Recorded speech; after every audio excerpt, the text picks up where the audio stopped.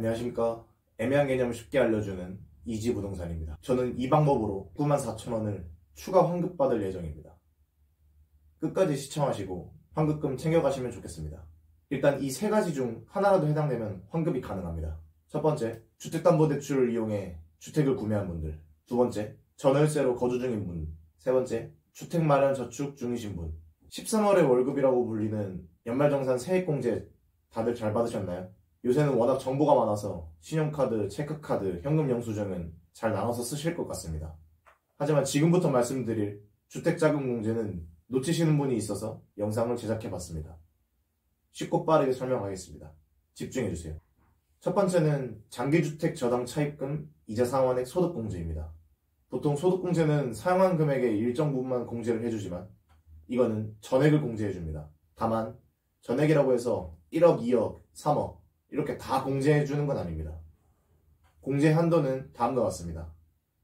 상환기간이 15년 이상일 때 한도액 800만원, 상환기간이 10년 이상이고 고정금리 또는 비거치식 분할 상환을 사용할 때 600만원, 상환기간이 15년 이상이고 고정금리 또는 비거치식 분할 상환을 이용할 때 1800만원, 상환기간이 15년 이상일 때 고정금리 그리고 비거치식 분할 상환을 모두 이용할 때 한도액은 2천만원입니다. 2024년 1월 1일 이후 취득한 주택부터는 기존 1,800만원의 최고 한도를 2천만원까지 늘렸습니다. 기준 시가도 5억 이하의 주택에서 6억 이하의 주택으로 1억이 상향됐습니다. 이 소득공제의 특징은 주택 크기에 제한이 없습니다. 84제곱미터인 9평 이하만 해당되는 것이 아닌 기준 시가만 충족한다면 50평, 60평 등의 대형 평수도 가능합니다. 단, 주거용 오피스텔은 제외됩니다. 소득공제를 받을 때 필요한 서류는 다음과 같습니다.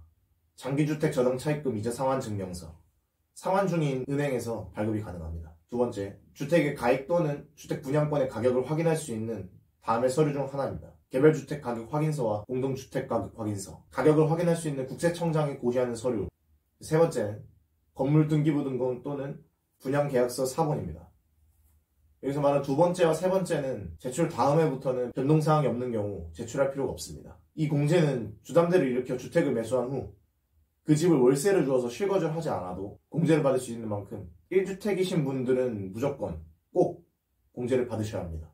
단, 전월세를 주고 본인이 다른 집에 전월세로 거주할 경우 세대로 사는 집에 대한 전월세 관련 소득공제는 불가합니다. 영상 처음에 제 경우에는 109만원 정도 추가 환급 예정이라고 말씀드렸는데 이를 12개월로 나누면 약 91,000원이고 매달 그 금액만큼 주담대 월 상환액이 줄어든다고 생각하시면 됩니다. 이처럼 정부에서는 다주택자를 규제하지만 1주택자와 무주택자에게 어느 정도 차등의 혜택을 주고 있습니다. 만약 월 상환금이 부담될까봐 주택 매수를 보류하고 계신다면 소득공제 혜택이 있으니 조금이라도 부담을 내려놓고 자산을 보유하는 선택을 하시면 좋겠습니다. 다음은 무주택자면서 9평 이하의 주택에 전세로 거주 중이시면 해당되는 내용입니다. 정식 명칭은 주택임차 차입금 원리금 상환액 소득공제입니다. 이 소득공제는 연소득의 한도는 없습니다. 공제 한도는 원리금 상환액의 40%이고 연 최대 40만원까지 가능합니다. 단, 주택마련 저축 공제금액과 주택임차 차입금 원리금 상환액 공제금액의 합계금액이 400만원을 초과하는 경우 그 초과 금액은 공제받을 수 없습니다. 필요 서류는 다음과 같습니다. 주택자금 상환 등 증명서, 등본, 임대차 계약 증서, 원리금 상환 증빙 서류입니다. 다음은 월세 세액 공제입니다.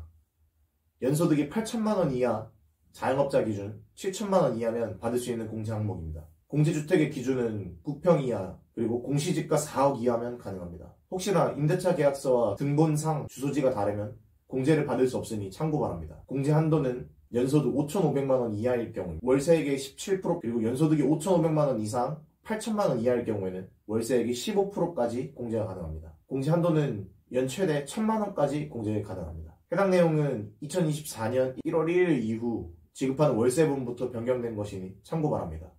다음은 주택마련저축 소득공제입니다. 연소득이 7천만원 이하이고 무주택이면서 주택청약종합저축에 가입하여 일정 금액을 납입한 분이 받을 수 있습니다. 이 공제는 저축 납입금의 40%를 소득공제로 받을 수 있습니다. 연 최대 300만원 한도입니다. 정리하겠습니다. 이번 영상에서는 주택자금 관련 공제를 말씀드렸습니다. 1번, 장기주택 저당 차입금 이자 상환액 1주택자 이하의 소유자에게 주담대 이자 상환액을 공제해주는 것입니다. 두 번째, 주택임차 차입금 원리금 상환액 소득공제 무주택자의 전세대출 원리금 40%를 공제해주는 겁니다. 세 번째, 월세 세액 공제. 무주택자의 월세금의 15에서 17%를 공제해주는 겁니다. 네 번째, 주택마련저축 소득공제. 무주택자의 관련 저축액의 40%를 공제해주는 겁니다. 천천히 다시 한번 보시고 연말정산 시 꼭 필요 문서를 제출하여 공제받으시면 좋겠습니다. 지금까지 애매한 개념을 쉽게 알려주는 이지부동산이었습니다. 감사합니다.